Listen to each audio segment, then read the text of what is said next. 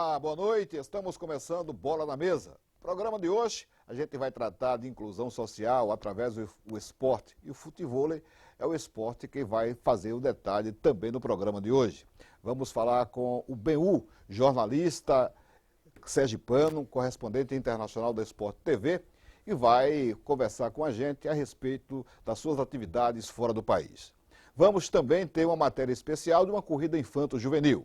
Hoje não teremos atração musical, porque estamos ainda no horário eleitoral. Como o programa hoje vai ser menor, estaremos até às 20h25, então, quando terminar o horário eleitoral, quando terminar esse período eleitoral, já com o comando do Ricardo Bolinha, aí sim voltaremos com a nossa programação normal. Para fazer o programa comigo hoje, o Carlos Hermínio, e como sempre vamos ter a participação da Paula Toquinho. Eu começo exatamente com o Carlos Hermínio. Prazer em vê-lo novamente. Prazer grande estar aqui, falar de esporte, sempre muito bom.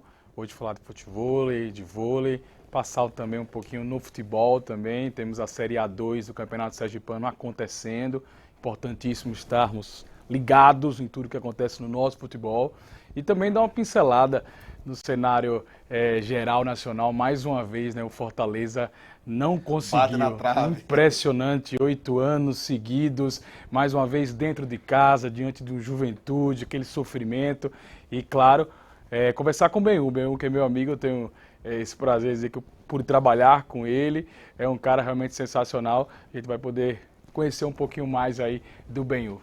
E você pode interagir com a gente, dando a sua opinião, colocando a sua pergunta, a sua indagação. Para isso a gente conta sempre com a simpatia da Paula Toquinho. Boa noite, Paula. Boa noite, Cris. Boa noite, Carlos. É um prazer hoje estar de volta, após esse breve recesso, sem a presença de Bolinha hoje, que teve um compromisso. E amanhã é o aniversário dele, viu, Cris? Ah, é? 42 anos. Pelo menos é o que o Face está dizendo. E eu acho que ele está correto, né?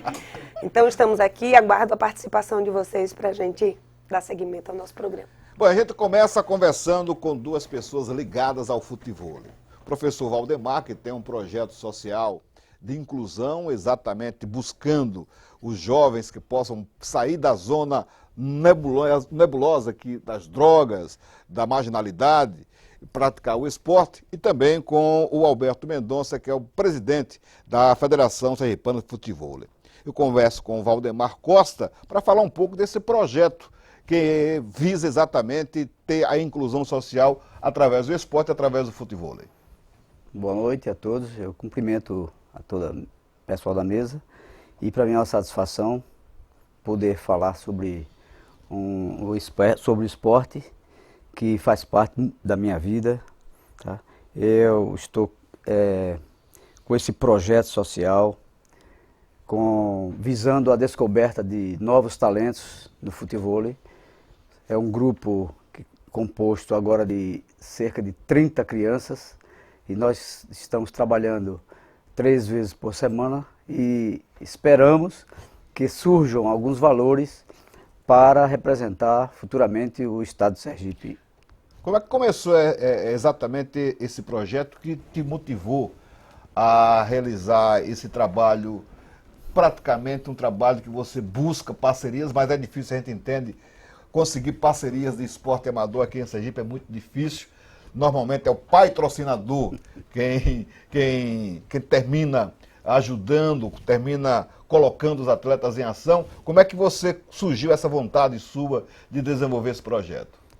Certo. Estando aposentado já há alguns anos, eu frequento lá a praça de esportes da Visconde Maracaju, praticando também o futevôlei. E vendo alguns meninos lá jogando futsal ou outras modalidades, me veio a ideia de convidar alguns meninos para fazer o futevôlei. No início foram 5 meninos e hoje nós estamos com um grupo de 30 garotos que frequentam e que já estão, inclusive, com um avanço, com uma evolução muito grande, visível, inclusive pelo presidente da federação, que tem dado todo o apoio. Realizamos já um torneio, o primeiro torneio deles, e foi realmente um sucesso. Deixa eu colocar também logo no papo aqui na roda o Alberto Mendonça, que é o presidente da Federação Sergipana de Futevôlei. De que maneira a federação participa desse projeto, Alberto? Boa noite. Boa noite a todos. Quando o Valdemar começou com esse projeto, eu já o conheço há muito tempo, inclusive comecei no futevôlei graças a ele, através de um convite que ele me fez para apitar no ano 2002, no Projeto Verão. E eu sei que quando o Valdemar está participando é porque a coisa é séria. Então a federação procura apoiar. De que maneira? A gente está sempre, todas as noites ali acompanhando. Ele precisou de uniformes, as camisas que nós tínhamos, nós doamos para ele. A divulgação também, os convites para levar essa garotada para fazer exibição nas competições oficiais da federação, que é importante para que ele já comece a se ambientar com isso, essa questão da competição, levar, além do treinamento, levar a competição também mais a sério. Então a gente já teve um bom resultado agora, nós colocamos a dupla mais jovem para participar de uma exibição, juntamente com um atleta que hoje é referência não só aqui em Sergipe, como em todo o Brasil, que é o atleta David Soares, o Ovelha, né? E o Ovelha fez uma disputa lá com eles e foi muito interessante. E aí a gente filmou, era só uma brincadeira, mas aí a coisa explodiu. O pessoal da Confederação Brasileira de Futebol, através da Nicinha, já fez convites para levar essa garotada para lá, quando tiver oportunidade, para campeonatos da categoria deles. Como eu disse a você, o Valdemar, a gente sabe que o trabalho que o Valdemar faz, não só no futevôlei, mas no vôlei. Inclusive foi o cara que começou o futevôlei na Visconde de Maracaju em 1999. Ele levou alguns jogadores para lá, que hoje esses jogadores continuam em atividade, só que muito mais experientes, e ele continuou com esse trabalho, visto que de 1999, da construção daquela praça até hoje, esse trabalho vem sendo desenvolvido. Hoje vocês conseguem mensurar quantos atletas praticam o esporte em Sergipe? Dá para ter uma noção, porque nós temos uma média mais ou menos entre 12 e 15 competições por ano. E a prioridade da minha gestão como presidente, que eu já estou no segundo mandato, foi descentralizar, que era só em Aracaju, levar para outras cidades do interior. E nós conseguimos colocar Tobias Barreto, Umbaúba, Arauá, Itabaianinha. Nós conseguimos colocar várias cidades no eixo do futevôlei. Então hoje o futevôlei ele aparece não só aqui em Aracaju, nós temos ali o Parque dos Cajueiros, onde o pessoal pratica terças, quintas e sábados, mas em quase todas as cidades nós já estamos indo com o futevôlei. Então a média de atletas hoje praticando é entre 150 a 200 atletas. Valdemar, esse projeto é desenvolvido na Maracaju, né? Na Visconde de Maracaju. Na Visconde de Maracaju. Exato. E a aceitação da população, da comunidade ali, como é que é feita? Olha, é bem aceito perante a comunidade, sim. Quando realizamos um evento, qualquer evento, futevôlei ou vôlei, a praça fica lotada. Há muitas pessoas assistindo, dando apoio. Não tenha dúvida. Nós temos imagens, inclusive, desse trabalho que é realizado lá na Visconde de Maracaju, pelo Valdemar com o futevôlei. Vocês aproveitam, tem uma quadra específica do futevôlei lá na Maracaju ou vocês fizeram alguma adaptação? Na verdade, essa quadra, Valdemar conseguiu adaptá-la ao futevôlei, porque é uma quadra muito pequena, ela não tem as dimensões corretas. Agora ela é muito boa, porque é muito bem iluminada, é protegida com alambrados, ou seja, o risco da bola cair, o garoto descer atrás e aconteceu um acidente.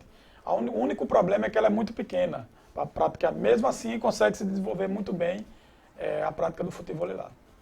E é um esporte que necessita de um preparo inicial muito grande, né? Para ter uma habilidade, para você colocar realmente a bola em jogo, né? Diferentemente do vôlei, que já, né, a gente já tem uma coisa mais estabelecida, também você usa as mãos e tal. Mas como é essa preparação inicial quando chega uma pessoa que nunca praticou, por exemplo? Olha, inicia-se com o trabalho de fundamento. Tem que treinar fundamento, todos os fundamentos.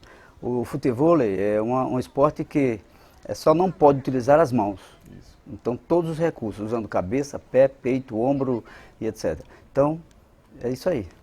Tem que ser malabarista. Tem que ser malabarista, tem que ter Mas muita tem que ter habilidade. muitas repetições, todos os treinos. Tem que ter muita habilidade Mas uma coisa mesmo. que é muito comum as pessoas perguntarem é que se tem alguma coisa a ver com o fato de jogar futebol, ou seja, muitas vezes o cara que joga futebol, ele não consegue se adaptar ao futebol.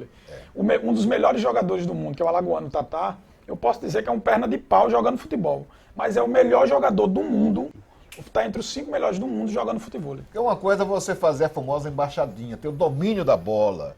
Outra coisa é você realmente participar de um jogo, técnico e taticamente. Mas a Paula Toquinho tem uma pergunta também. Vamos lá, Paula. É para o Valdemar Costa, é o Valdo José, que é lá da 13 de julho, ele está perguntando se existe, qual é a idade mínima para esses meninos começarem a praticar e quais são os horários e dias das aulas lá. Pô, não existe idade, de 10 até 18, 19, 20, 21 anos, desde que seja iniciante. Então esse trabalho é para iniciantes, certo? Os horários são nas segundas, quartas e sextas, das 17 às 20 horas, na Avenida Visconde Maracaju. Agora, existe alguma divisão de categoria nesse trabalho que você faz? Porque você pegar um garoto de 12 anos com um cara que tem 21, a altura, o biotipo é totalmente diferente. Lógico que não tem um contato físico, né? Mas eu falo em termos de estatura mesmo, né? Para poder tocar a bola por cima da rede. Você divide isso por categoria? Como é que é a divisão? Não. Iniciantes, todos trabalham fundamento juntos. Agora, em termos de competição, o presidente pode falar melhor. Assim, se você for comparar com o voleibol, onde a altura é importante, o cara tem 2,17 metros, então ele vai jogar contra um cara que tem 1,85 m, a diferença é muito grande. Mas quando você coloca no futebol, essa diferença quase não existe, sendo que os melhores jogadores de futebol do Brasil estão abaixo de 1,70 m de altura. O Guigui, que é um amazonense, ele tem 1,65 m de altura. E é considerado hoje o melhor jogador do mundo. Inclusive estava jogando fora do país, a convite do pessoal lá para poder para implantar o futebol em países que não tem ainda. A diferença é, como eu disse, no vôlei faz diferença.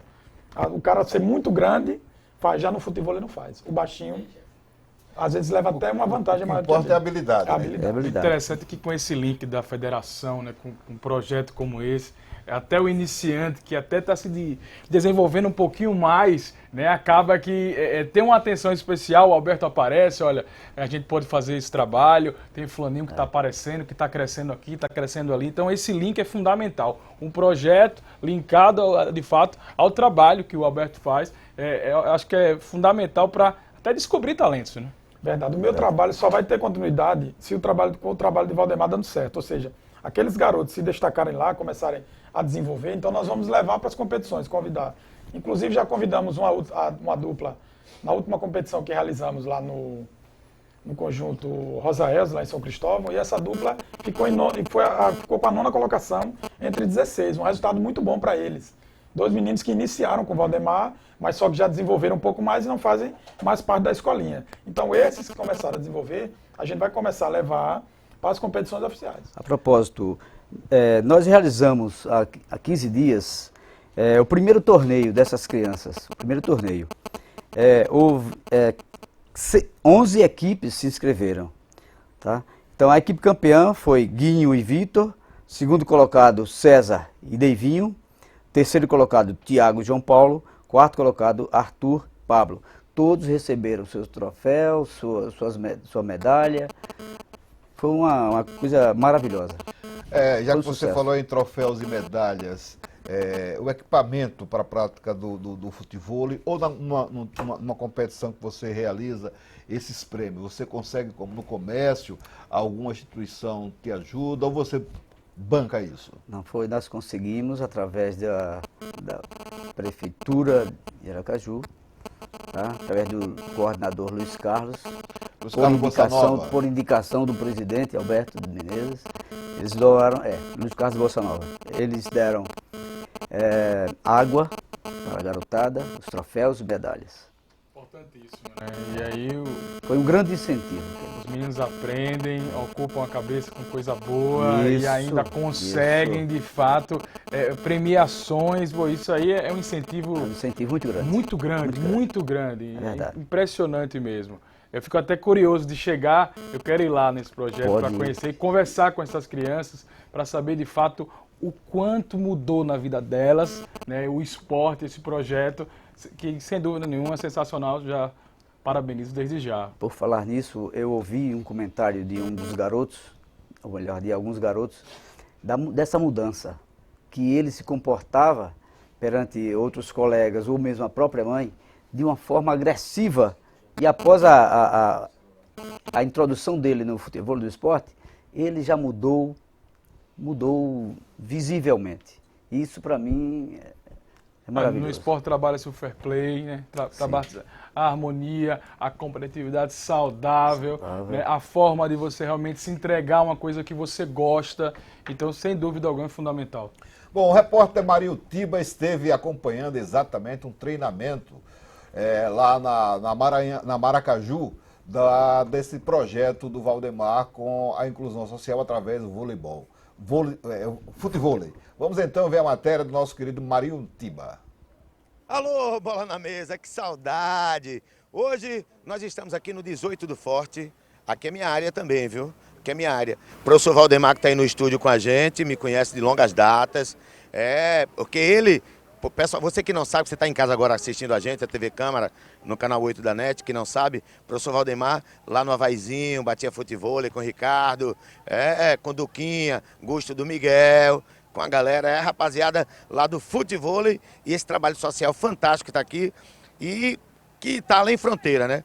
Vai estar com a gente também o nosso presidente da Federação de Futevôlei, com a gente aí no estúdio. O bicho vai pegar, e eu tô aqui com a rapaziada que faz desse esporte em Sergipe virar o que é hoje, né? Essa galera reunida aqui na praça, fazendo a festa. Tô aqui com o Jefferson. Jefferson tem 6 anos praticando futevôlei. O que ele trouxe de benefício para a sua vida? Pois é, o futevôlei vem crescendo, né, durante o estado, através do professor Valdemar, um dos pioneiros do futevôlei, no qual que trouxe para o nosso estado. E ele vem crescendo e trazendo benefícios para essa rapaziada que está chegando aí. Essa rapaziada nova, legal. E aí crescemos para cima mesmo o futevôlei para chegar até o esporte olímpico. E vocês vão ver muitos aqui lá disputando, hein? Pode ir lá, tá prestando atenção na TV, hein? É verdade, Jefferson. Os sergipanos são sempre destaque no futevôlei nacional, né? Pois é, os atletas principalmente da região Nordeste vêm crescendo e principalmente o estado do Sergipe, disputando os campeonatos fora, né, durante o Brasil todo. Apesar dos campeonatos sergipanos também tem as Copas do Brasil, as Copas do Nordeste também, e a gente está infernizando aí a vida no bom modo. No bom sentido. Infernizando no bom sentido. No bom sentido, então essa rapaziada aí vem correndo atrás e vamos trazer bastante títulos para o estado. Beleza, valeu, Jefferson. Jefferson tem 6 anos de futevôlei. Tô com o Guinho aqui do lado. Guinho tava meio cabreiro, querendo correr e tal, tudo. Fica com esse medo de dar entrevista lá na quadra, não? Não, fica não. Aí dentro é outra coisa, né? A gente tem que batalhar mesmo para conseguir nossos objetivos, né? Nosso objetivo e ser um profissional na vida, né? É verdade. Ô Guinho, você tem quanto tempo de futevôlei? Tem 1 ano. 1 ano de futevôlei. O futevôlei está fazendo bem para a sua vida, para a sua saúde, para a sua educação? Está fazendo mesmo? Está fazendo bem. Fazendo bem mesmo. Apesar que tem muitos meninos aí que vai crescer muito mesmo na vida aí, viu? E o professor Valdemar aí tá tirando muita gente da rua e botando aqui dentro e mudando, né? O jeito aí que tem muitos meninos de rua aí que perderam nas drogas aí, o professor tirando aí e botando aí dentro. É verdade, isso é bom demais esse trabalho. Valeu, Guinho, brigadaço mesmo de coração. Bola na mesa, esse trabalho social é fantástico. Eu tô aqui, vou puxar aqui, Arthur, vem pra cá. Arthur já tá com sorriso largo aí. Arthur é a verdadeira cara de boleiro, hein, Arthur? É, isso aí. E aí, o futevôlei? É um esporte bom. Aqui dentro o professor trouxe a gente para treinar. E na escola, você tá na escola, você tá estudando? Uhum. Você faz que série? 7º ano. 7º ano. Não tem que parar de estudar, viu? Certo. Não tem que parar de estudar porque hoje em dia você pode ser o melhor jogador do mundo. Se você não estudar, não vale nada. Então tá ligado, né? É, isso aí. Tem que estudar, estudo em primeiro lugar. Eu agora, obrigado aqui. Pode passar agora. Rapaz, bola na mesa. Agora eu vou falar com o Tampinha. Mas diz que o Tampinha é federal. Vou até me abaixar aqui. Estou me agachando aqui. Vou me abaixando aqui. JP, é o estourado mesmo do futevôlei? É. Quanto tempo, JP? 5 meses. 5 meses? Qual a importância do professor Valdemar e do futevôlei na sua vida? Tudo. Isso é fantástico, né? É tudo, tudo. Professor Valdemar é tudo na vida dele. Tá estudando? Tô. Estuda em que colégio? Instituto Dom Fernando Gomes. Dom Fernando Gomes? Eu estudei no Presidente Vargas, ali vizinho. A vizinho do Cristo Rei, né? É. Tá vendo? Tá vendo que eu sei tudo? Igreja Nossa Senhora de Lourdes, tá certo? Joguei muito na quadra, lá da Dom José Tomás. E aí, o futevôlei tá mudando a sua vida? Tá, muito. Tá? Qual a mensagem que você deixa para o garoto que quer entrar hoje para jogar futevôlei? Pode vir que o professor ensina bem. Aí, beleza. Bola na mesa. Aqui é assim, ó. Vou fazer um desafio. Hoje não. Mas próxima semana eu venho aqui e vou fazer uma dupla com o professor Valdemar e vou desafiar vocês aqui no futevôlei. Tá fechado? Tá fechado? Tá fechado? Quem gostou, bate palma. Quem gostou, bate palma. É o futevôlei, pai. É o futevôlei, pai. Vem, Bolinha. Bolinha, nós vamos jogar com você. Você vai ser a bola. Ui! Bola na mesa! O Marinho não é mole, não. E o Bolinha, na próxima semana, além de jogar futevôlei, ele vem também para fazer a apresentação do programa. Diga, Valdemar. Sim, eu não poderia sair daqui sem falar sobre os pioneiros do futevôlei em Aracaju, aqui no estado de Sergipe. O Elson, professor Elson, eu, o Valdemar, o professor Baldino, o João, Nicéias, Elson da Galinha, Ricardo, esses são os pioneiros do futevôlei no nosso estado. Que filme passa pela sua cabeça quando você escuta um garoto desse chegar e falar que você é tudo para ele? É uma emoção muito grande, muito grande. Saber que esses garotos estão reconhecendo o trabalho da gente, valorizando o trabalho da gente. Dá mais motivação ainda para poder trazer mais garotos para o esporte. E o Valdemar dizia, enquanto rolava a matéria do Marinho Tiba, de que um dos garotos que apareceu ali já ganhou uma bolsa de uma escola da rede privada, da rede particular, exatamente em virtude da prática do esporte. Do esporte. Hã? É verdade. Isso é espetacular. Isso a gente vê na prática, né, o que está acontecendo. Né? E a gente viu ali, o Marinho veio complementar muito bem esse papo com esses depoimentos. Um menino falando de um tema tão denso, questão das drogas, ele falando, tem várias pessoas aqui, né, metidas nisso, e com esse esporte, né, eu consigo de fato ficar longe, consigo me desenvolver, né, fisicamente, né, intelectualmente. Isso é sensacional. Né? A gente percebe também, Cris, que o esporte traz, além de todos esses benefícios, né, para essas crianças, para esses jovens, é a disciplina, né? Você vê que eles, por estarem ali acompanhando todo o treinamento do professor, eles também conseguem levar isso para casa, para as escolas, né, para a sala de aula, e isso é muito válido.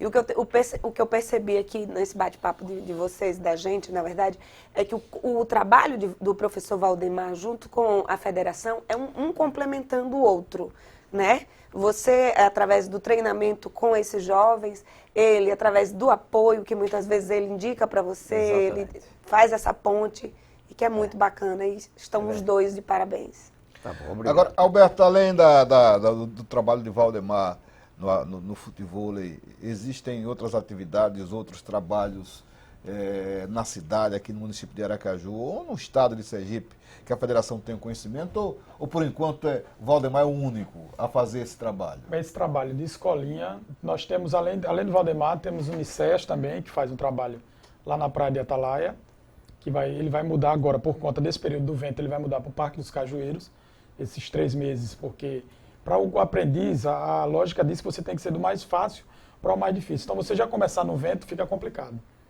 E aproveitando a deixa dela aqui, o futevôlei também é para as mulheres. Inclusive, no dia 22 de outubro, nós vamos ter a Copa Aracaju de futevôlei feminino. São 12 duplas, 2 aqui do estado, 10 de fora do estado, 6 da Bahia, ali na 13 de julho. Gostaria de convidar vocês para irem lá fazer esse registro, porque há 3 anos que a gente não consegue realizar uma competição feminina aqui por falta de atletas.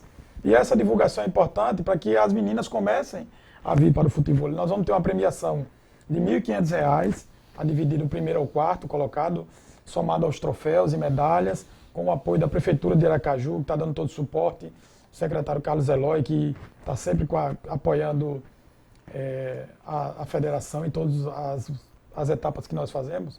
E eu gostaria de estender esse convite para que no dia 22 de outubro, sábado, lá na 13 de julho, calçadona 13 de julho, às 14 horas, nós estaremos dando início a essa competição.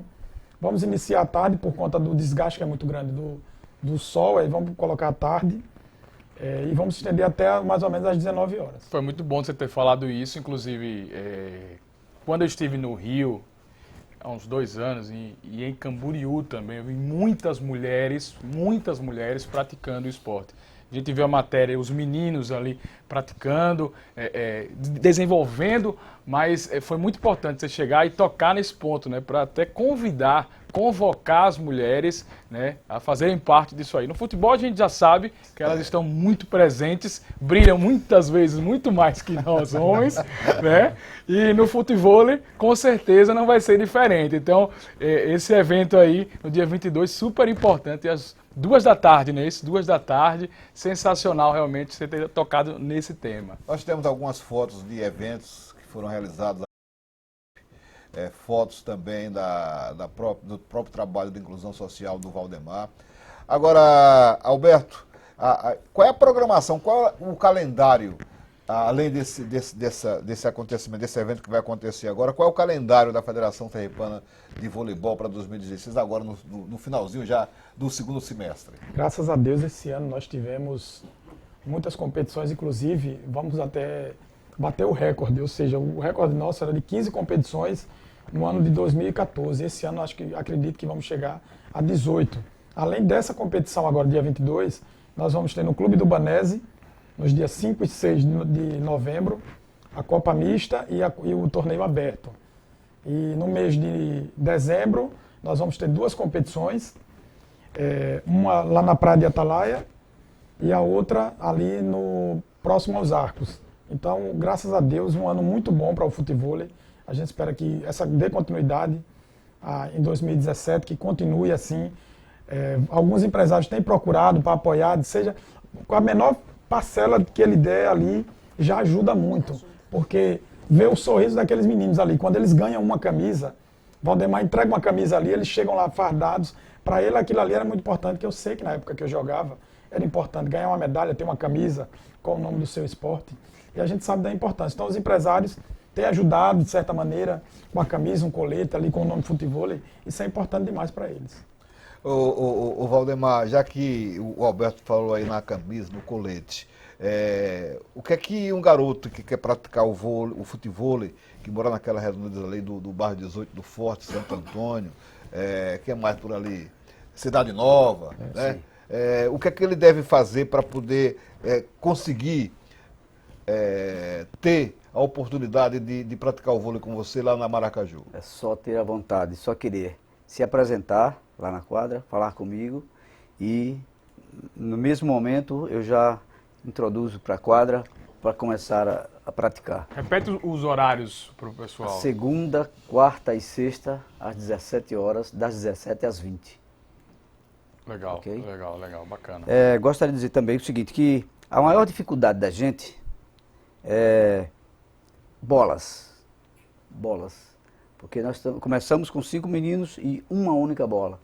Hoje nós já temos, inclusive com o apoio daqui da Câmara, através do Luciano e do Vinícius Porto, presidente da Câmara, nos doaram já 2 bolas. E o que nós solicitamos é isso, bolas porque o número de crianças aumentou bastante, 30 meninos ou mais. Então é preciso que tenha mais bolas para poder desenvolver o trabalho. Já que você falou em bola, curiosidade, a bola do futebol é uma bola específica? Ela é diferente, ela tem que ser mais pesada por conta dessa questão de você jogar com membros inferiores. Você só vai procurar com as pernas, porque você vai com membros superiores, fica mais fácil o deslocamento. Então tem que ser uma bola mais pesada. Essa bola, dificilmente você encontra aqui em Aracaju, uma bola importada, mas ela é muito fácil de você achar no Brasil todo. Eu estou indo no final do mês, você falou agora em Camboriú, eu estou indo agora nos dias 29 e 30 para apitar o Campeonato Brasileiro. E vai ser lá no Balneário Camboriú. E eu vou solicitar da presidente da confederação que ela nos ajude com isso, pelo menos a doação de 1 ou 2 bolas, 3 bolas, que ao final da competição... É caro uma bola dessa? Ela custa em média R$200 uma bola dessa. Uma bola a confederação pode mandar umas 20 para cá. Com certeza. É verdade. A gente vai tentar com ela, justamente com o apoio da Mikasa, que é a única, é quem fabrica essa bola. Então a gente vai tentar com ela, vou argumentar, vou levar essas fotos, mostrar esse trabalho social. E ao final da competição que ela faça a doação dessas bolas e aí eu posso trazer e passá-las para o professor Valdemar. Eu fiquei impressionado lá em Camboriú, porque é uma faixa de areia muito pequena e mesmo assim tem vários espaços para as pessoas praticarem de fato. Eu tenho uma curiosidade também sobre a preparação física. Ele perguntou da bola. A preparação física é muito diferente, exercita mais a parte inferior do corpo. Como é que é feita essa preparação? A verdade é o seguinte, o futevôlei, como o vôlei também, ele depende muito de você estar bem fisicamente. Você vai jogar bem, claro, se você estiver bem fisicamente, estiver um pouco acima do peso, você vai ter uma dificuldade, claro. No começo, até você acostumar seu corpo com a atividade física, se você já estiver fazendo atividade física diariamente ali, você não vai ter dificuldade nenhuma, apenas aprender o que o professor passou, o fundamento do esporte. Mas o cara que está parado, sedentário e vai para a prática, como não só no futebol, qualquer atividade física que ele for fazer, ele vai sentir a diferença. Alberto, você além de ser presidente da Federação de Futebol, você também é árbitro e já participou de algumas competições em nível nacional. Conta um pouco da sua experiência como árbitro de futebol, o árbitro de futebol em competições, inclusive internacionais. Eu tive a honra e, podemos dizer assim, a sorte de participar de 2 etapas do Campeonato Mundial lá no Rio de Janeiro. As 2 com vários atletas de futebol, que é o que a gente está tentando, porque o futebol ele não tem ídolo ainda. Ou seja, a gente tem que trazer os ídolos do campo para o futebol. Para daqui a alguns anos o futebol ter seus próprios ídolos, como o futebol tem, como o futsal tem, como o futebol de areia hoje tem, conquistou esse espaço. O que a gente quer é isso. Por enquanto a gente tem usado os jogadores de futebol. Exemplo do Romário, eu já apitei várias competições do Romário em Brasília, apitei no Rio de Janeiro. Mas o que a gente quer no futuro é que um garoto desse siga o atleta de futebol, ele saiba quem é o atleta de futebol. Você fale o nome, ele saiba. Hoje se eu falar sobre Anderson Águia do Rio de Janeiro, esses meninos não vão saber. Mas se eu falar do Romário, eles vão saber. Se eu falar do Renato Gaúcho, eles vão saber. O Djalminha, o Edilson Capetinha, que é um amigo meu. Edmundo. Eu estou sempre em Salvador, na casa do Edilson, apitando jogos para ele. Então, no futuro, a gente espera ter os nossos próprios ídolos, ou seja, falar no nome do jogador de futebol e a garotada saber. É interessante que esses nomes de craques da década de 90 do futebol, inclusive até tem uma declaração interessante do Renato Gaúcho recentemente, que ele voltou agora a ser técnico do Grêmio, e perguntaram o que é que ele estava fazendo. Ele falou, não, estava jogando futebol, estava no Rio, e realmente ele sempre joga futebol. E realmente é uma pena que os jogadores atuais, né, não fomentem isso como o Romário fomentou, né, como o Renato Gaúcho, porque isso é uma publicidade, uma divulgação legal de um esporte que precisa, né? Seria interessante mesmo. Imagine só se o Neymar entra numa quadra de futebol, o que esse esporte não ia bombar no dia seguinte. Ou seja, é isso que a gente precisa, mas é muito difícil porque você aliar os dois. Um cara como você pegar um jogador profissional de futebol e colocá-lo, vai forçar muito, porque o futebol ele tem uma certa... ele é complicado porque você força muito a panturrilha, então aí vai para problemas físicos depois e vão aliar o futebol. Então, e a gente só falou de craque aí, né? Ou seja, que se garantia, né? Vamos jogar, mas se garantia. Ele jogava muito futebol, ele mesmo disse que boa parte das lesões que ele tinha na panturrilha dele é devido ao futebol. Isso ele não nega a ninguém. Inclusive, na roda lá no final do jogo, depois ele sentava lá e ele começava a contar essas histórias e ia até a madrugada. E eu ficava ali parado olhando o esporte, olhando um cara que eu via pela televisão e hoje eu apitando o jogo do lado dele. Mas no próprio futebol profissional, o futebol vôlei também é utilizado na preparação. O aquecimento do jogador de futebol normalmente faz com futevôlei, é verdade? É verdade, você então, acompanha isso. Lógico que um atleta que está em atividade no futebol profissional não vai poder participar de uma competição de futebol. Agora, normalmente, quando se aposenta, Aí sim. Aí vai. Ou no momento de lazer. É a mina dos olhos, Exatamente. Né? Não tem jeito. Bom, a gente agradece, Valdemar, a sua presença aqui. Parabéns pelo trabalho. Acho que os empresários que estiverem assistindo o programa, que quiserem colaborar, como é que pode colaborar? Quem procurar, número de telefone, local. Pode entrar em contato comigo, número 9138 4447. Repete aí, 9138 4447. com 9 na frente. Isso. 9138 4447. Ou com o telefone do presidente Alberto. Verdade. Quem tiver interesse também, nós hoje já temos, graças a Deus, há 5 anos, uma empresa que apoia, que ajuda o futevôlei. Renan da Autopeças Macedo é um cara fantástico, que ele se juntou ao futevôlei. Eu até brigo com ele porque eu espero ele nas competições, ele não aparece. Essa competição agora, dia 22, tem a participação dele, ele que pediu uma competição feminina.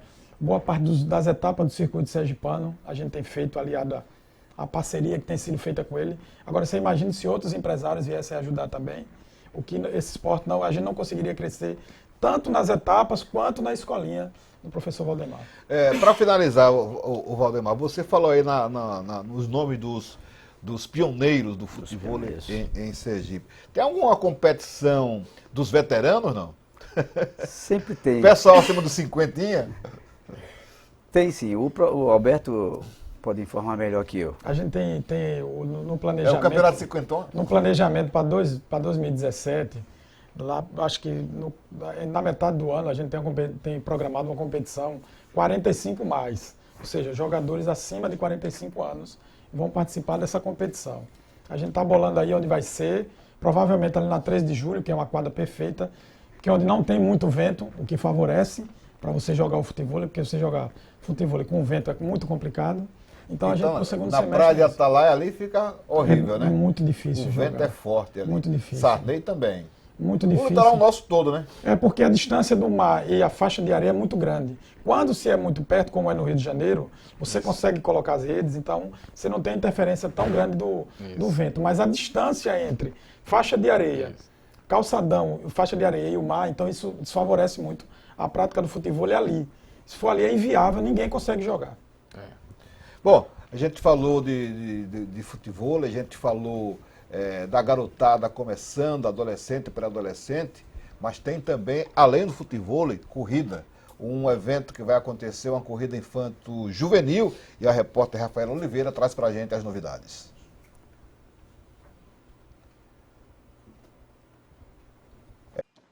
Eles podem até ser pequenos, mas o envolvimento com o esporte é bem grande.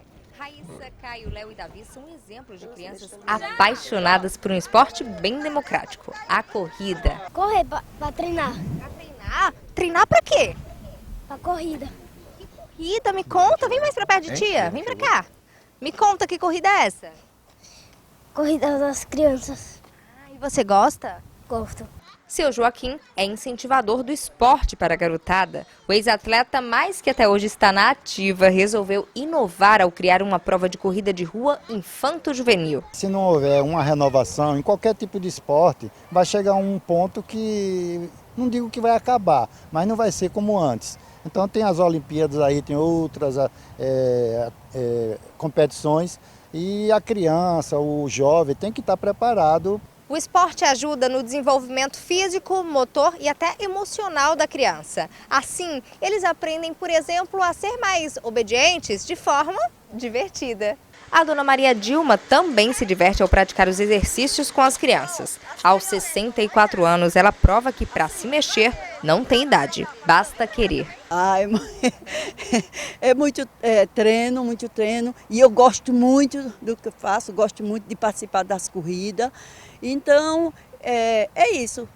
É atividade física, né? Qualquer atividade física, principalmente para a saúde, né? Tinha colesterol alto, hoje não tenho, graças a Deus. Então isso é muito importante para mim e quero que meus netos sigam o meu caminho. Vamos correr.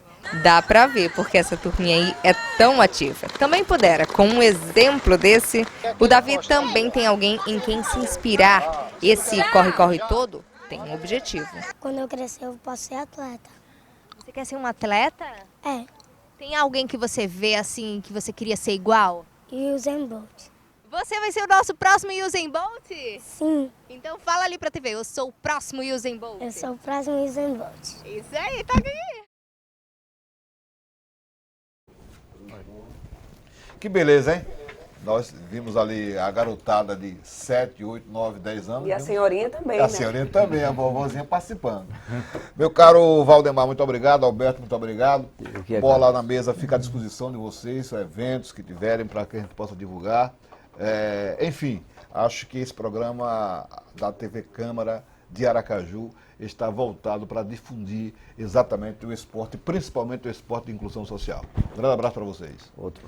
No próximo bloco, vamos conversar então com o BU, jornalista, correspondente internacional da Sport TV, cria da casa aqui de Sergipe, trabalhou no suplemento líder do Sinforme, trabalhou no portal Infonet e hoje mora nos Estados Unidos, é correspondente da Sport TV. A gente volta daqui a pouquinho.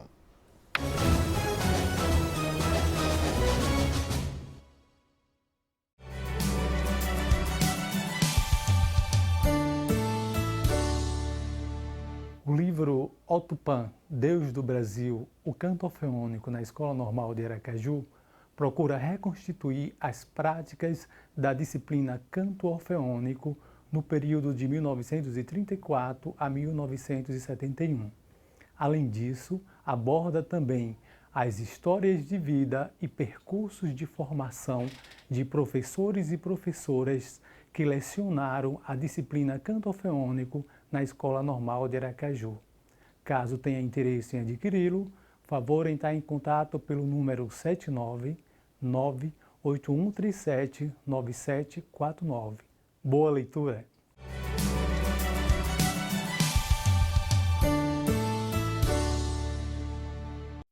Vamos torcer mais para a cidade. Todos os dias você acompanha na íntegra tudo que ocorre na sessão plenária da Câmara de Vereadores de Aracaju e ainda confere entrevistas ao vivo com vereadores e convidados direto do plenário. Confira na terça, quarta e quinta-feira, ao vivo a partir das 9 horas e as reprises em horários alternados em nossa programação.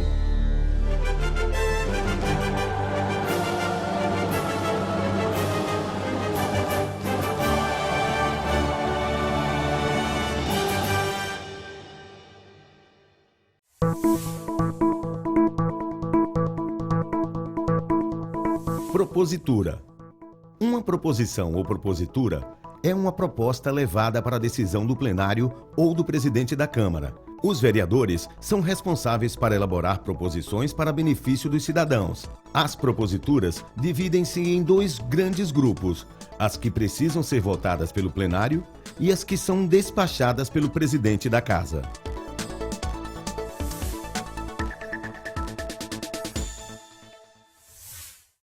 José Amado Nascimento, 100 anos. Nasceu em Aracaju em 1º de agosto de 1916 e não conheceu o pai. Cursou a Escola Técnica de Comércio e o Senac Rio de Janeiro. Diplomou-se em Ciências Jurídicas e Sociais pela Faculdade de Direito de Sergipe. Na antiga capital federal manteve contato com o pensamento católico de Alceu Amoroso Lima. Dirigiu o jornal diocesano A Cruzada. Foi professor da Escola Técnica de Comércio e do Senac. Ensinou nas faculdades Católica de Filosofia, de Ciências Econômicas e de Direito da Universidade Federal de Sergipe. Assessor do governo Lourival Batista, foi dos primeiros conselheiros do Tribunal de Contas que presidiu por 2 vezes. Pai de 5 filhos do casamento com Maria José, ícone da contabilidade, José Amado Nascimento é imortal da Academia Sergipana de Letras. Homenagem do Tribunal de Contas de Sergipe.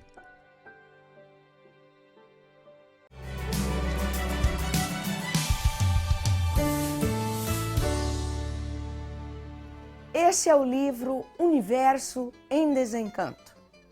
A revelação da verdadeira origem da humanidade, ditada por um ser extraterreno, o racional superior.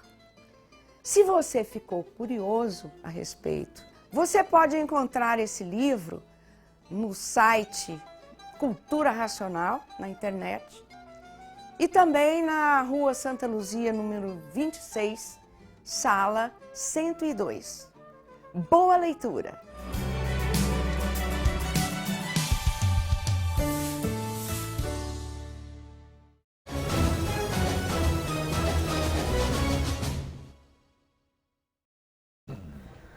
Voltamos então com Bola na Mesa, agora no segundo bloco, conversando com o jornalista Ben-Hur, da Sport TV, correspondente internacional, que começou a sua atividade profissional aqui no estado de Sergipe. Um abraço, Ben-Hur, boa noite. Tudo bom, boa noite. Um prazer estar aqui com vocês, com o Carlinhos, que é amigo de longa data. Pô, é sempre muito bom voltar aqui para Aracaju e poder discutir um pouco de esporte local, discutir um pouco de mercado local. É bem interessante. Eu estava falando para o Ben-Hur, quando ele chegou, a vida do Ben-Hur é, de fato, uma verdadeira montanha-russa.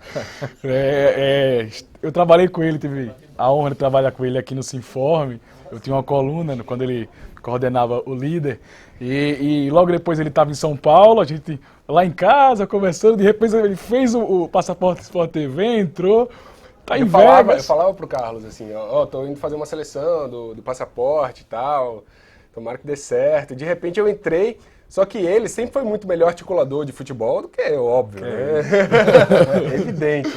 E escreve muito bem. Eu sou fã de Carlos, até pela trajetória que ele fez em São Paulo também, que é muito legal. Conta um pouco dessa sua entrada no Passaporte.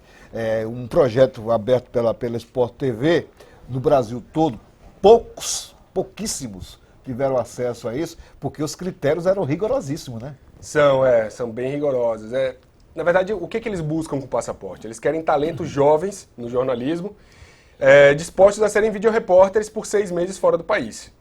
E eu estava em Floripa na época, eu morava em Florianópolis, fazendo mestrado, e eu queria uma experiência internacional que eu não tinha. Então, meio que encaixou, assim. E o Passaporte agora já está na 4ª edição, né? Eles fazem de 2 em 2 anos, sempre para os grandes eventos, Copa do Mundo e Olimpíada. Eu fui a primeira edição na Copa do Mundo da África do Sul.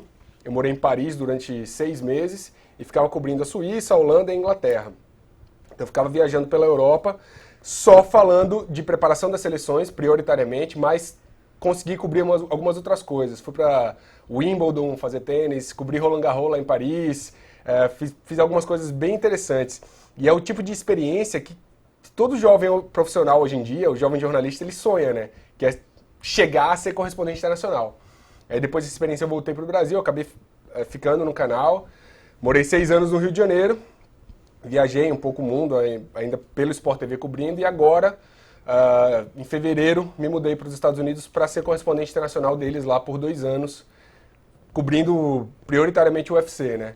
E o Passaporte é isso, ele abre a brecha para você aprender a editar, gravar, ser videorepórter e estar ali na equipe depois. Para sentir o tamanho do desafio que é esse Passaporte Sport TV, trabalhava muito com estudantes lá na Casper Libero, em São Paulo. Muita gente sonhava em entrar nesse Passaporte Sport TV. E o Ben-Hur realmente conseguiu uma vitória assim, espetacular. Entrar num projeto como esse e aquela velha história, né? Sem entra é muito difícil. E se manter como ele está aí há tanto tempo. É isso, porque todo projeto tem início, meio e fim. Você entra no projeto de 2 anos, 3 anos, depois acabou a sua participação ali. Mas parece que aí você hoje é contratado do próprio Sport TV, né? Assim que eu voltei de Paris, dos 6 meses, já fui contratado o contrato é com a TV Globo mesmo, né? Então já fiquei contratado da TV Globo, focado lá no Sport TV. E eu nunca fui tanto do futebol, eu sempre fui muito mais dos esportes de ação. Aqui no Líder, quando eu estava, foi onde eu aprendi a fazer futebol, foi aqui no Sinforme. Que aí eu ia cobrir campeonato sergipano, aí a gente conseguia ter contato com a galera de Itabaiana, do Confiança, do Sergipe, então... E por isso o meu contato muito com o Carlos, para entender como é que é a realidade do futebol daqui, porque eu não entendia, eu realmente não entendia. E aí, depois a gente começa, assim que eu voltei, que eu fui contratado, eu já fui para a minha área um pouco mais específica, né, de esporte de ação.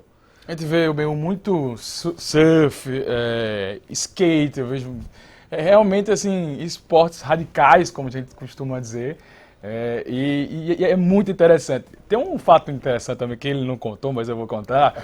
O Benhur, quando estava na França, ele ficou conhecido como o repórter que derrubava as seleções na Copa do Mundo. Conta essa história pra gente, é engraçado.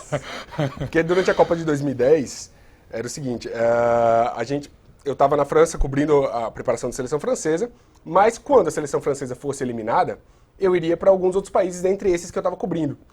Então, foi o pior ano da seleção francesa na história. Caiu na Foi a primeira época fase. do Raymond Domenech, que ele era um treinador maluco, completamente maluco. Ele rachou o time inteiro da França e os jogadores começaram a ficar revoltados. Teve uma greve de jogadores da França no meio da Copa do Mundo. Ninguém estava entendendo nada.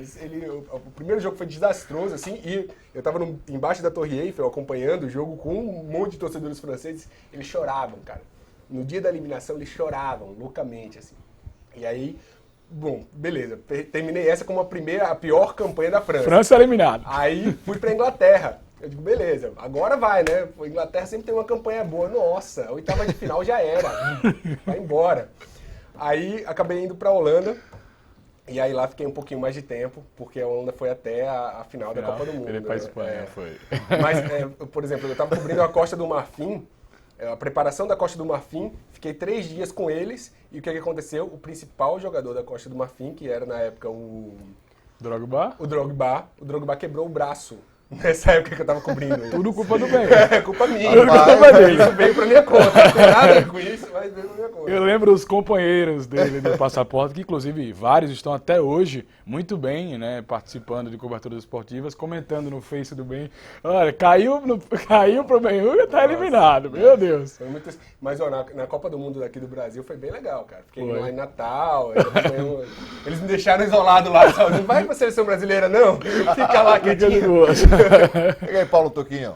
Não, interessante que ouvindo vocês falar, e assim, eu acho que quem de repente ouvia falar, mas não conhecia a imagem do bem, imagina que é uma pessoa já de uma certa idade, né? Porque o currículo dele é imenso. Você... Desculpa perguntar, mas que idade que você tem? Não, é só aparência, Paulo. Eu sou... É bem Não, velho, 30, né? tô com 30. Ah, nossa, 30 como ele é anos. velho, né, Cris? Muito velho. Fui colega dos meus filhos no ARC.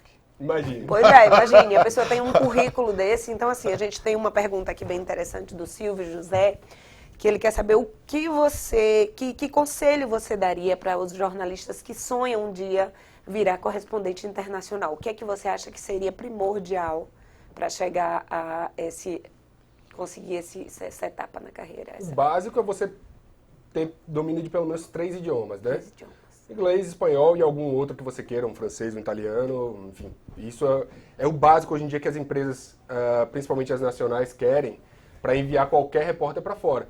Porque se você está hoje em dia eu estou num país que fala inglês, mas mesmo assim eu tenho muito contato com atletas que não falam inglês, que falam qualquer outro idioma. Alguns falam espanhol, mas alguns já tive que entrevistar ao vivo em francês, já tive que, sabe? Então você vai encaixando assim. Então o fundamental é domínio de língua. As pessoas acham que é alguma outra característica jornalística em si, mas às vezes o que diferencia primeiro é isso. Depois é que eles vão tentar achar algum outro perfil e tal. E para embasar isso que o Ben está falando, recentemente, agora há pouquinho, no programa do Sport TV, um debate, né, no Bem Amigos, o ponto crucial para a falta de sucesso dos técnicos no exterior, o debate foi esse. Os brasileiros. O Luxemburgo, com todo o seu jeito, né, ele tem um ego lá em cima, disse que não, mas os jornalistas, inclusive, falaram, não, eu acho que vocês, técnicos, deveriam fazer essa meia-culpa e, de fato, estudar. Inclusive, os nossos técnicos esquecem que os nossos companheiros técnicos argentinos estão aí brilhando pelo Brasil, ou pelo mundo inteiro.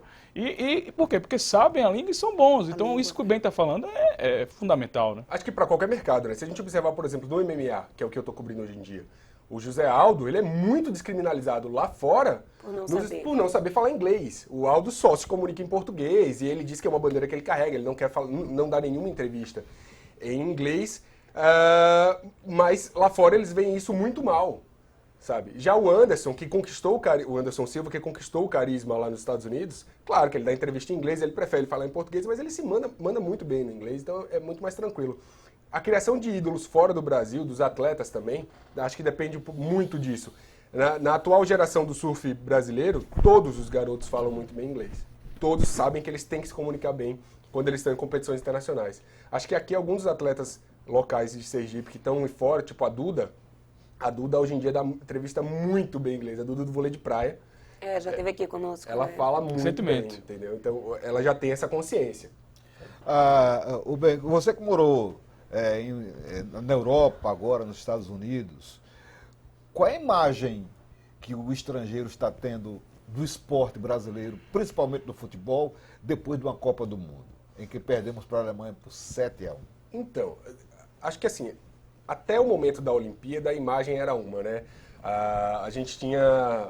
Toda a crise econômica brasileira estava completamente refletida na imagem que eles estavam tendo do Brasil. Então, a ideia era um futebol decadente, a ideia era um país que estava passando por uma crise grave, e isso se refletia até no futebol. Eles sabiam muito bem da situação do Dunga, era impressionante. Assim que eu cheguei nos Estados Unidos, todo mundo comentava, assim, as pessoas gostavam mais de futebol. Que técnico é aquele? Como assim? O que aconteceu? E aí, no momento da Copa América, quando o Tite assumiu, eu estava lá e eu estava no primeiro jogo que o Tite foi observar a seleção do México. Assim que ele assumiu, ele foi para lá, no meio da Copa América, e ele também sentiu isso. Ele disse, olha, a gente tem que melhorar, inclusive, a imagem da seleção brasileira para o resto do mundo, porque é um produto.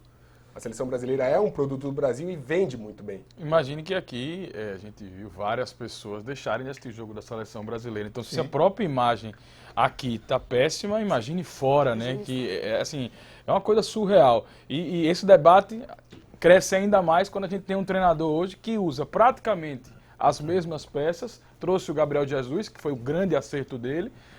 Claro que taticamente muda-se muito, mas com os mesmos nomes ele consegue fazer uma seleção completamente diferente. E o que aconteceu com o Dunga, todo mundo sabe, reflexo de uma gestão pífia da CBF, uma gestão completamente incompetente, que percebeu que não tinha como. Só para você entender, eles contrataram o Tite, depois do Tite ter feito um livro rasgando verdades sobre a CBF, ou seja, eles já não tinham outro caminho, ou contratava o Tite ou contratava o Tite. Então, isso que foi dito sobre a imagem fora, imagine também que a imagem dentro também era péssima, e tem melhorado, não sei se você tem sentido isso bem. Não, senti, principalmente fora, depois de Olimpíada. No primeiro dia de Olimpíada, na abertura, foi impressionante. Eu lá fora, eu chorava, eu dizia, por que eu tô fazendo aqui, cara? O que eu tô fazendo nos Estados Unidos? Eu tinha que estar no Rio. Eu tinha que estar no Rio de Janeiro, aquele sentimento de orgulho mesmo, né? É verdade, orgulhou todo mundo. Foi lindo. Acho que nós mesmos não esperávamos que fosse tão bonito, tão, né? Foi lindo, tão motivador, e foi. E o mundo percebeu que o Brasil tem condições de fazer grandes eventos e, principalmente, que tem condições de superar momentos de crise. E a medalha olímpica do futebol, ela ajudou muito, muito na imagem, principalmente para perceber que tem uma nova geração muito forte vindo, que dá para trabalhar com esses jogadores novos, para recuperar espaço dentro do futebol internacional. O futebol nos Estados Unidos ele está crescendo, ele é impressionante. Ele tem uma desorganização interna muito forte, tem várias divisões de futebol lá, mas eles, como tem um poderio econômico grande, eles conseguem investir em grandes nomes, né? Então, dá para perceber um movimento forte de apoio ao futebol lá. Agora, Bemo, você vem a Sergipe descansar ou trabalhar? Descansar, pelo amor de Deus. Mas aproveitou também, ou aproveitaram a sua presença, como nós estamos aproveitando, para que você pudesse fazer palestras, né? Aproveitei. É porque assim, no primeiro dia, os amigos sempre dão apoio, né? Quem tem amigo não morre pagão, né? No primeiro dia eu fui na Pio Décimo conversar com alguns alunos de antropologia, de sociologia, para falar exatamente de experiência internacional, de contato com culturas externas. E aí, a partir dali, eu recebi um monte de convite de aluno tentando conversar e tal. Eu digo, vamos fazer o seguinte, eu vou elaborar um curso, então, rápido, que a gente conversa um pouco sobre tecnologia, que é uma coisa que eu pesquiso há muito tempo. Eu já pesquisava no mestrado e é uma coisa que eu dou andamento a isso. Pelo menos 1 ou 2 artigos por ano científicos eu estou publicando com alguns parceiros no Brasil. E falar sobre cobertura internacional, que é uma coisa que os alunos de hoje em dia do jornalismo, tanto da UFS quanto da UNIT, eles não têm essa percepção de que eles realmente podem fazer grandes coberturas. Ainda mais com o tipo de tecnologia que a gente tem hoje, né? É muito fácil você tá num grande momento e expor a sua opinião de alguma forma em alguma mídia. sabe? Seja num canal do YouTube, seja num blog, ou seja, sabe, de alguma forma você consegue expressar isso. Então, acho que é principalmente dar esse tipo de start, assim, nele, sabe? Esse início, olha, vocês realmente podem fazer muita coisa, independente se vocês estão num grande veículo ou não. E eu acho que isso é legal. E amanhã eu vou estar na UFES, eu fui na UNIT participar de um debate sobre o Joel Silveira, maior repórter do país, sergipaníssimo e acho que inspiração para todo mundo. Naquele documentário sobre do Geneton, né, o Geneton falando sobre ele. E amanhã eu estou na UFES das 9 às 11, numa aula aberta, que a gente vai explorar exatamente isso, essa parte mais de como é o caminho dos repórteres e dos jornalistas hoje em dia no Brasil e o que seguir, né? É mais ou menos isso que eu vou falar lá amanhã. Acho que seria interessante, eu nunca fiz essa pergunta para o Ben, onde você estava e como foi que você recebeu a notícia quando você foi aprovado no Passaporte Sport TV? Eu imagino a loucura que passou pela sua cabeça, porque o Ben, eu acompanho desde o começo, ele sempre foi um cara muito completo. Ele sempre foi um cara que gostou de entender, ele falou agora de antropologia, de sociologia, ele sempre gostou de entender isso. E foi para o esporte, que é um ambiente mais leve, que é um negócio realmente mais tranquilo, né? Que você muitas vezes não precisa se aprofundar tanto, né? E de repente você entrou num projeto esportivo, né? Você foi fazer mestrado em Floripa, estava nesse meio campo aí. E como foi isso para você? Porque eu imagino que tenha sido uma mudança muito grande na sua vida. Meu orientador queria me matar, né? Queria tirar a minha cabeça o que você vai fazer agora, né? Porque eu estava todo engajado no projeto, enfim, eu fazia parte de um laboratório de pesquisa e eu estava sozinho em casa, na real, quando eu participei do processo de seleção e o processo de seleção durou 6 meses. Assim, é algo muito intenso mesmo, é algo com entrevistas, com várias etapas para você cumprir. E aí no final dela eu já estava assim, nossa, se eu não passar, foi ótimo, eu já cheguei até aqui. Cansado, né? Já cheguei até aqui mesmo, fase final, né? Foi ótimo, conheci, vi como é que era o processo. No futuro, se eu quiser voltar pro mercado, eu vou. E aí eles me ligaram dizendo, não, a gente gostou do seu perfil, principalmente por isso, porque para entender o esporte enquanto parte da cultura geral, né? Entender o esporte dentro de sociedade. E eu acho que é essa visão que a gente tenta passar dentro do Sport TV mesmo. Até hoje, o que a gente bate na tecla é, olha, o esporte não está desvinculado da sociedade, então ele é muito reflexo, mesmo. E aí eu tava sozinho em casa, o telefone toca, assim, não, aonde você tava? Porque você já morou no Rio, tá morando em Vegas, tá em São Paulo. Tava em Floripa. Eu morava, era genial a vida em Floripa, né? Eu estudava, surfava e tal, tinha vontade da praia, tava aqui em casa. E aí ligaram. Aí eu...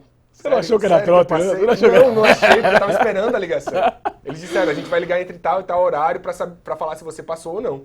Massa. Tudo bem. Aí eu atendi, tá bom, passei.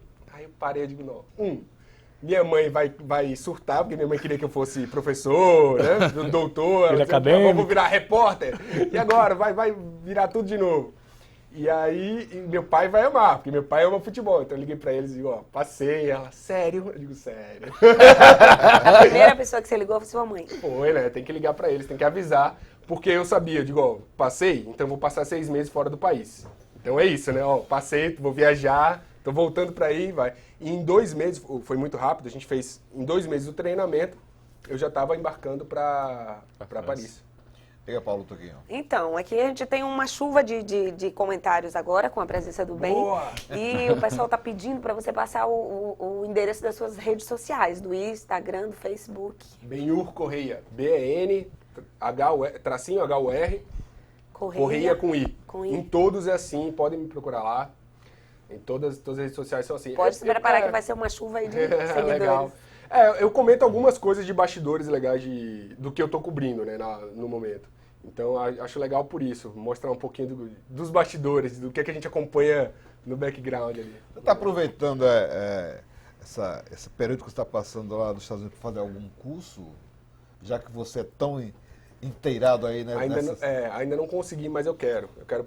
Eu sou da área de gestão, né? Gestão e tecnologia, então eu quero partir para essa área. Aproveitar tudo. Eu estou perto da Califórnia, perto do Vale do Silício, dá para fazer algumas coisas legais, além de surfar. Aliás, eu vi no seu currículo passado para cá hoje, arquitetura da informação.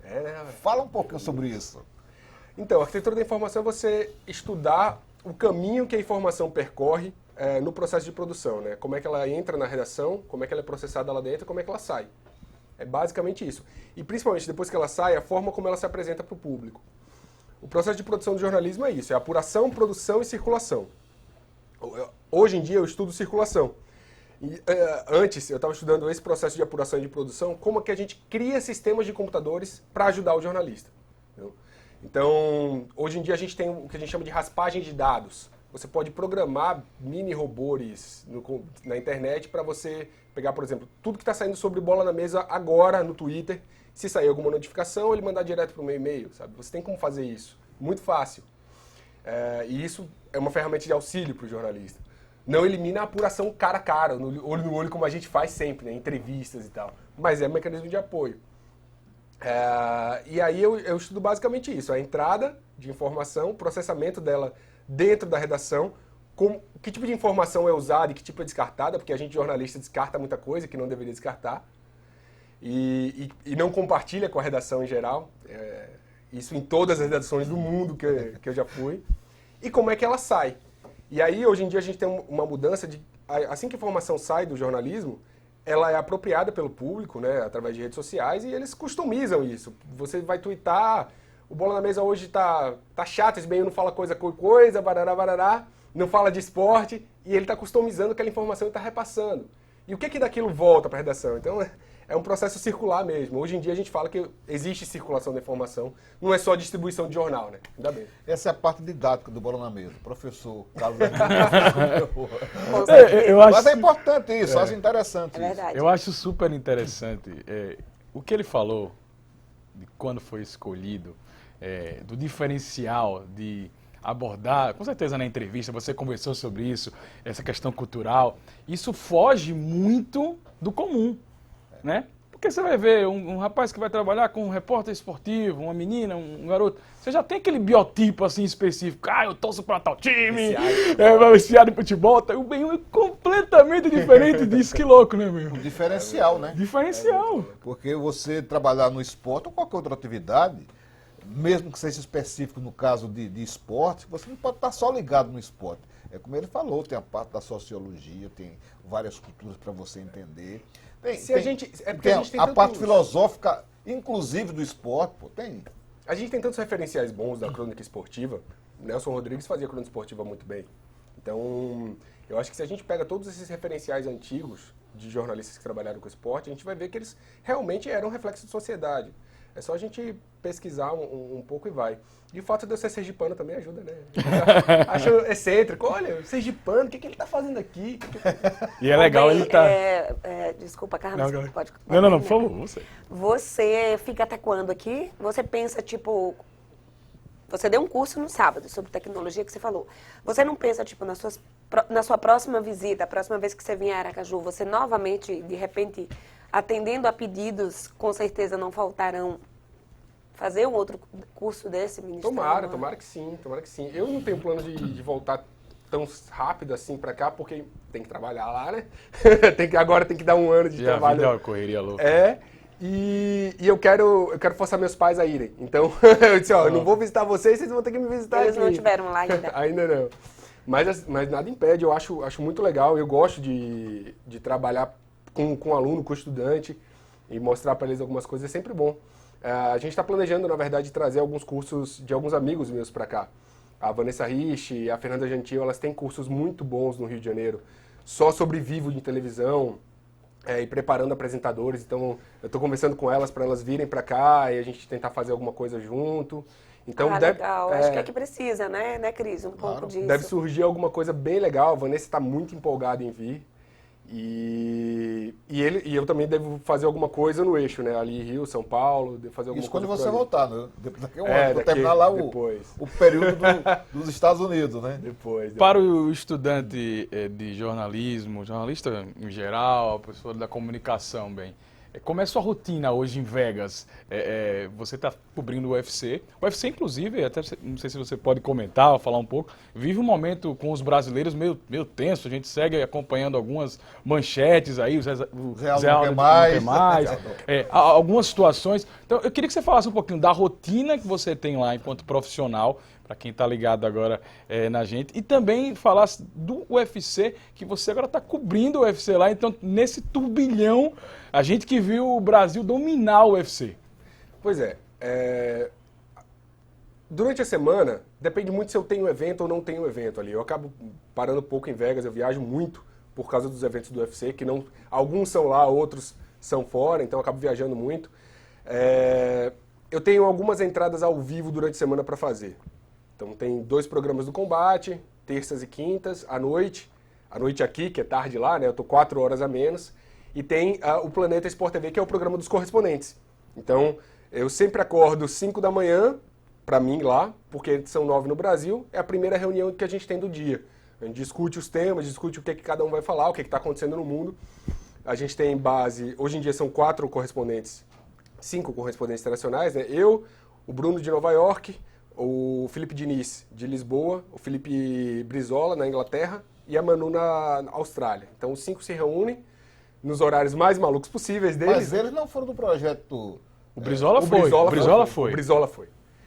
O Diniz e o Bruno são repórteres mais antigos, e a Manu, ela não foi do Passaporte, mas ela foi do curso Abril. Curso Abril. Que Genial, é um curso também. Super requisitado em São Paulo. Dispensa, né, comentários. E ela é repórter especial e acabou indo morar na Austrália, virou nossa correspondente lá. Então, é assim, 5 da manhã acordo, primeira reunião do dia, e depois eu dou uma... Reunião via Skype? Via Skype. E aí eu começo a ver todos os principais jornais dos Estados Unidos, né? O New York Times, o Los Angeles Times, o Washington Post. Aquela geral. Dou aquela geral para ver o que está acontecendo. Vou nos sites especializados de MMA. ESPN ligada lá o tempo inteiro, porque é o principal canal lá. Então, sem falar da concorrente, né?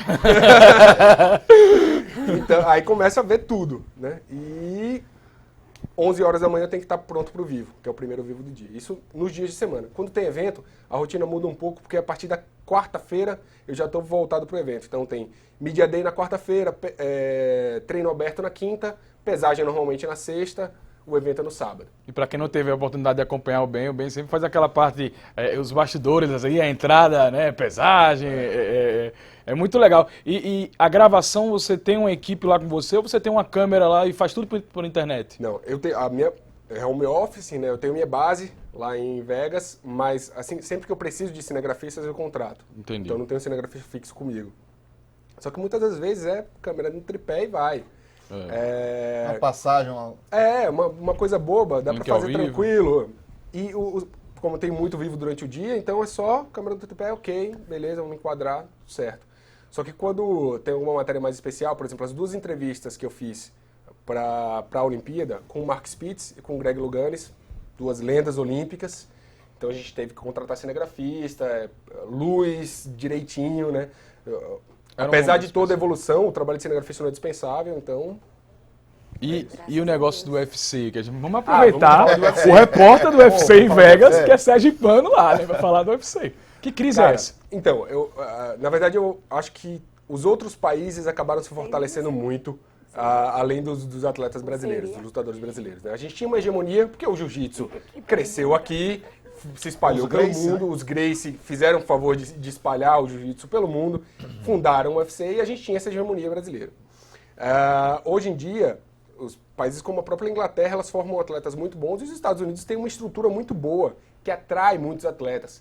As academias, apesar de serem comandadas hoje em dia até por brasileiros, a American Top Team, que foram fundadas por brasileiros, elas têm lutadores do mundo inteiro. Então é meio que reflexo uma equalização mesmo, por isso que a gente não tem mais tantos cinturões. E eu acho que existem lutas no UFC, claro, que tem falhas de julgamento, sim. A gente viu agora, nesse fim de semana, Dan Henderson contra Michael Bisping. Eu acho que o Henderson venceu a luta, venceu 3 rounds da luta. E a vitória foi pro Bisping, que é o atual dono do cinturão. Existe uma polêmica, sim, sobre o UFC, sobre a credibilidade da instituição. Eu não acho que exista luta comprada, não existe isso. Não tem como você controlar uma luta de MMA. E eu falo do exemplo do Aldo. A forma como ele perdeu o cinturão foi muito feia. muito complicada. Mas existem erros de critério de julgamento quando a luta vai para a decisão dos juízes. E eu acho, sobre a polêmica do Aldo, eu tô com o coração na mão, porque eu conheço ele, eu sei que ele tá irritado e não é jogo de cena. A forma como ele expôs para o público, olha, quero parar, é porque quem tá cansado mesmo de algumas injustiças. E o UFC faz isso mesmo, né? A gente vê o Jacaré pronto para disputar o cinturão dos médios e não consegue uma luta. O UFC ele busca o melhor resultado econômico e em detrimento disso existe um ranking de atletas. Aí fica a dualidade, entretenimento e esporte. Carlos, existe isso pra você na luta? O que você acha? É complicado, né? É realmente você mexer com o funcionamento. Realmente, eu acho que ultrapassa a questão ética, eu acho, né? Eu acho que a gente chega a falar de ética mesmo e eu acho que, assim, é lamentável mesmo. E isso acaba perdendo a credibilidade do evento. Esporte. Do esporte, porque eles venderam como isso. Vira um negócio, virou um negócio. Então, mas para os americanos isso não é um problema, sabia? Lá eles encaram isso normalmente. É uma diferença muito grande de comportamento. Para eles aquilo é completamente entretenimento. Então se a luta que vende mais é o Conor McGregor lutando contra um peso pesado, eles vão colocar aquela luta. Não interessa se o cara é dono do ranking ou se tem outro que é melhor do que ele. É a que vai vender mais e é a que o público quer ver. É aquela velha história do cara na faculdade de comunicação, quando é perguntado, né, sobre a questão da independência, da parcialidade, você colocar o negócio à frente da disputa. O Ben acompanha diariamente ele falar isso do Jacaré, porque realmente alguma coisa errada está acontecendo. E o interessante que você falou, que o próprio presidente, o Dana White, ele mesmo critica os árbitros. Sim. Ele mesmo fala, depois ele vai lá e rasga. Então, realmente, teremos capítulos mais quentes aí, principalmente em relação ao Aldo, né? Mas eu acho que assim, o UFC ele tem um espaço para crescer muito nos Estados Unidos, na Europa, aqui no Brasil ele está mais consolidado. E eu estou esperando muito por esse UFC Nova York. A gente vai ter 3 cinturões em disputa. Vai ser muito interessante. Eu quero ver o que vai acontecer depois daí, né? O primeiro evento em Nova York, depois de 11 anos de proibição de eventos de MMA no estado. Então, vai ser interessante, eu estou ansioso por isso. Eu sei que a gente já está já se encaminhando, mas eu queria fazer uma pergunta para o Ben, eu acho que é interessante até para estimular as pessoas que estudam comunicação aqui. O que é que você passa para essas pessoas? Você que estudou aqui em Aracaju, você está no menor estado você chegou lá, até seria interessante você falar como você foi recebido, né? Um sergipano chegando lá. Eu morei muito tempo em São Paulo. Nordestino. Eu morei 9 anos em São Paulo e lidei com preconceito. Então, assim, eu queria que você falasse um pouquinho disso, mas também falasse... Não, você é sergipano mesmo? Sou. De assim, repente, né? Eu queria que ele falasse disso, porque é uma coisa surreal mesmo. Você imaginar, você estava na UFS, né? A gente ia para congresso junto, falando de comunicação e tal. Estava no líder, no Sinforme. Foi para o Infonet, depois estava fora, de repente você estava num local desejado por todo mundo da área. Então, eu queria sem ter experiência em televisão. Justamente, queria que você falasse um pouquinho disso para quem está realmente em casa e ou que estuda comunicação, que faz qualquer outro tipo de atividade. Eu acho que é muito leitura de mercado e se preparar para oportunidades. Eu passei numa seleção difícil porque eu estava preparado e era o perfil que eles queriam ali para o momento, né? Além de você estar no lugar certo na hora certa, você tem que estar preparado para as coisas que algumas oportunidades que aparecem. Então, é muito estar pronto para as oportunidades, não esperar que ela venha de alguma forma, sabe? Meio que criar um pouco o caminho que você quer. E entender o que o mercado está querendo agora, né? Se o mercado quer um profissional um pouco mais multifacetado, que entenda de edição, que entenda de audiovisual, que tenha essa compreensão um pouco maior do produto jornalístico, cara, não adianta você se especializar em uma mídia e dizer assim, olha, eu quero televisão e só vou fazer televisão. Não é isso, né? Não é isso. Eu não tinha experiência em televisão nenhuma e entrei para a maior empresa, para a terceira maior empresa de televisão do mundo, que é a TV Globo. É surreal. É surreal, a palavra é essa. Mas é exatamente isso que eles querem. Eles querem alguém que não precisa ser especializado em uma mídia, mas sim tenha domínio do fazer jornalístico e de conteúdo. Você não precisa ser especializado em mídia, você tem que ter domínio de conteúdo. Se um bom jornalista tem conteúdo, quantas vezes a gente já viu jornalistas esportivos passarem de mídias porque são fascinantes, né? O André Rizek, meu colega de Sport TV, apresentador, eu sou fã dele, ele veio do impresso. Ele foi o cara que descobriu a máfia do apito. Então ele veio para a TV por isso, sabe? Eu acho que é isso, é entender o mercado. Quando a gente observa o pessoal de televisão da região sudeste, a maioria veio do impresso. Principalmente os mais antigos. Todos vieram do impresso, né? O pessoal mais jovem aí já vai direto na televisão, mas a experiência do jornal escrito, meu amigo... É fascinante. Você sofreu preconceito só para... Sim. Acho importante esse tema. Não dentro da empresa. Dentro da empresa, de forma alguma. Pelo contrário. Eles dão muito apoio para a gente que vem de outros estados justamente por isso. Porque a gente traz outra bagagem cultural, outras referências, a gente traz uma outra visão de mundo. Então eles acham muito legal. Mas no dia a dia, no ambiente, você veio de onde? Alguns colegas meio desconfiados, né? Sempre rola isso, né? Bom, infelizmente a gente está chegando ao final do programa de hoje. Agradecendo a você, B.U. Correia, sergipano, correspondente internacional do Sport TV. Ficou só uma dúvida comigo. Você estava fazendo mestrado em Santa Catarina. Terminou o mestrado? Putz, nunca. Não, justamente isso. O orientador dele ficou louco com ele quando ele passou. Na verdade, eu tenho que entregar a dissertação até hoje. Eu cumpri todos os créditos, fiz tudo e não entreguei a dissertação porque eu estava já morando na França na época de escrever e tal. O Ben estava lá em 2009 no meu apartamento lá em São Paulo e a gente conversava. Ele falou, não, vou fazer essa seleção, Carlão. E ele estava estudando lá e tal. Então, assim, por isso que é tão surreal essa mudança. Ele vai fazer mestrado, a mãe queria que ele fosse professor. Imagina, e aí o pai fica feliz. Então... Mas, de repente, vai juntar o útil ao agradável, o útil ao agradável, sem né? dúvida, sem dúvida. Dá para aproveitar uma oportunidade. Dá.